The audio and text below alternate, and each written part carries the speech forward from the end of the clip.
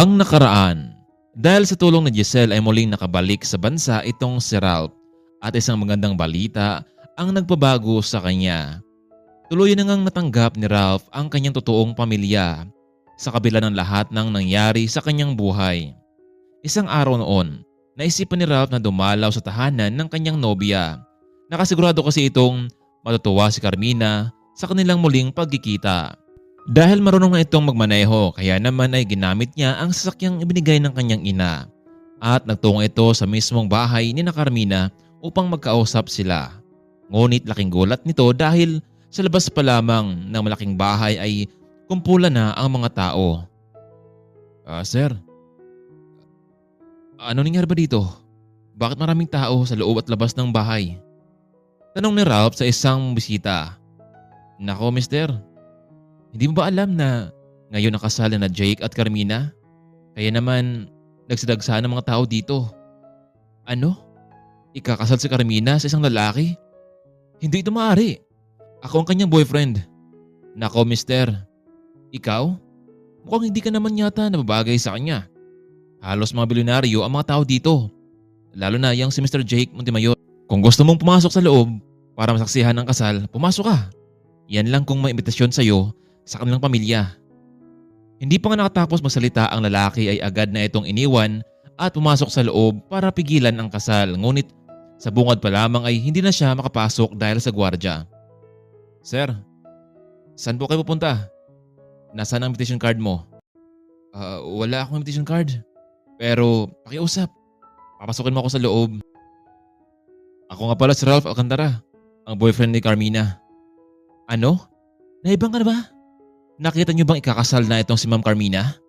Umalis kayo dito dahil hindi pala kayo imbitado dito eh.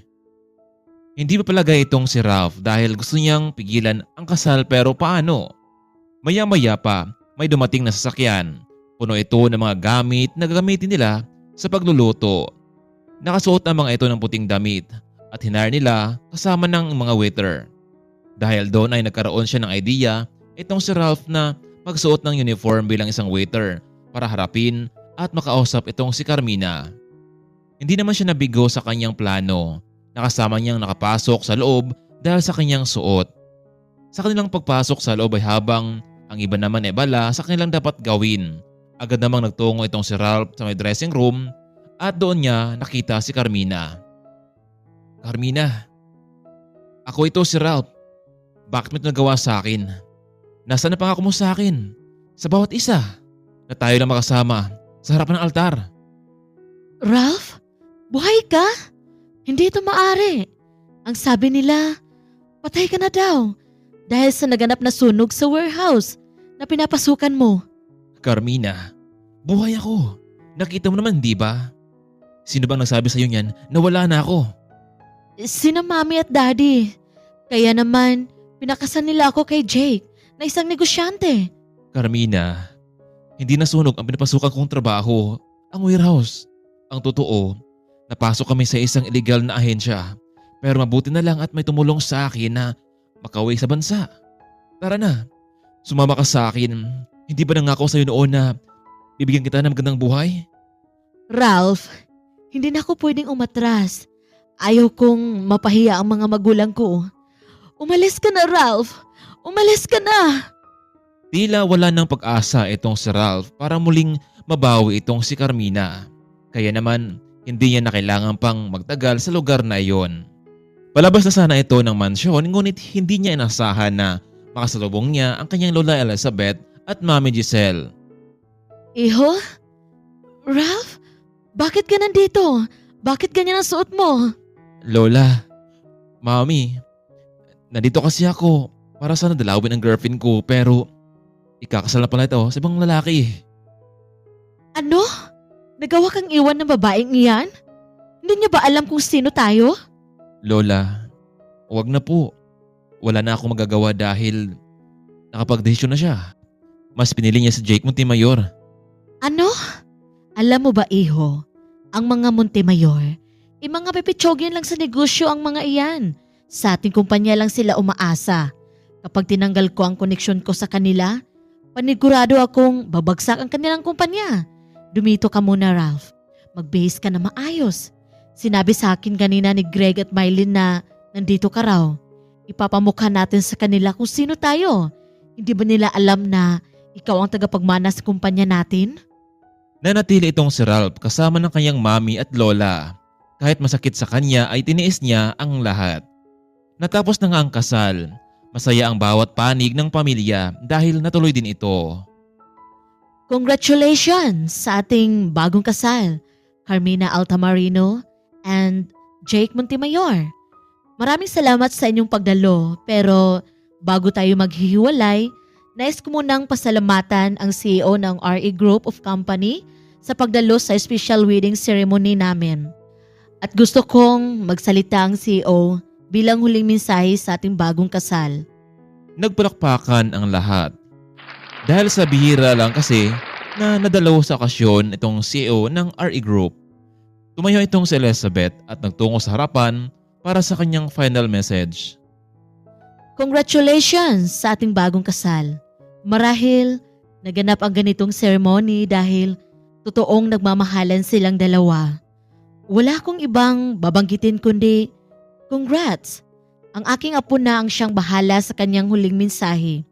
At kung ano man ang kanyang desisyon, wala na akong magagawa doon. Kinakabahan ang lahat sa mga binitiwang salita ng CEO.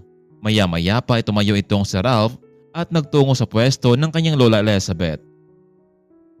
Nais kong ipakilala sa inyong lahat si Mr. Ralph Alcantara, the new CEO of RE Groups of Company. Maraming salamat sa inyong lahat. Ang totoo, hindi naman talaga ako imbitado sa kasalang ito eh. Ina Carmina at Jake Montemayor. I'm really sad na ginawa ko ang lahat para sa isang babae pero niloko niya ako at nagpakasal sa ibang lalaki dahil ba sa mayaman siya sa akin? Paano natin ito maipagkatiwala ang malaking negosyo? Kung sa malit pa lamang ay hindi na mapagkatiwalaan. Sabi ni Lola Elizabeth, hawak namin ang inyong kumpanya. Nakadepende sa aming desisyon kung magpatuloy kami sa pagsuporta sa inyo. Paano kung tatanggalin namin ang Altamarino at Montemayor sa mga bigyan namin ng pabor sa negosyo? Jake, anong ibig sabihin nito? Si Ralph ang bagong CEO? At hawak na tayo sa leeg? Hindi ko alam, Carmina. Hindi ba dati lang naman siyang pipitsogin, anak ng isang mahirap na pamilya? Paano nangyari to? Alam nyo, kinansila ko na ang pagtulong sa paaralan ng mga Montemayor. Ganon din sa pagiging stockholder ng mga Altamarino. Marami pa mga taong dapat na deserving sa mga to. Maya-maya pa biglang nagsalita ang mga magulang ng bagong kasal. Senyora Elizabeth, huwag niyong gawin to sa amin. Kayo lang ang inaasahan namin pagdating sa mga stockholders. Pasensya na kayo. Walang personalan. Trabaho lang. Pero kung ano man ang desisyon ng bagong CEO, ay rerespetuhin ko. Ralph, huwag mo naman tong gawin sa amin no. Alam ko naman, ako ang naging dahilan dito. Pero huwag mong idamay ang buong kumpanya namin. Huli na, Carmina. Yung pinagdaanan, pinaghirapan at mga pagtitiis ko ay hindi mo man lamang na-appreciate. Pinagpalit mo pa ako sa isang taong nang bully sa akin noon sa eskwelahan. Dahil ba sa pera? Ano? Ano magawa ng pera nyo kung wala kami pakialam sa inyo? Umalis na itong si Ralph sa harapan at tila wala man lamang naging imik ang lahat sa kanyang binitiwang salita. Dumiretso na silang tatlo sa kanilang sasakyan. Sa huli ay dahan-dahang humina at pababa ng pababa ang net worth ng kanilang kumpanya.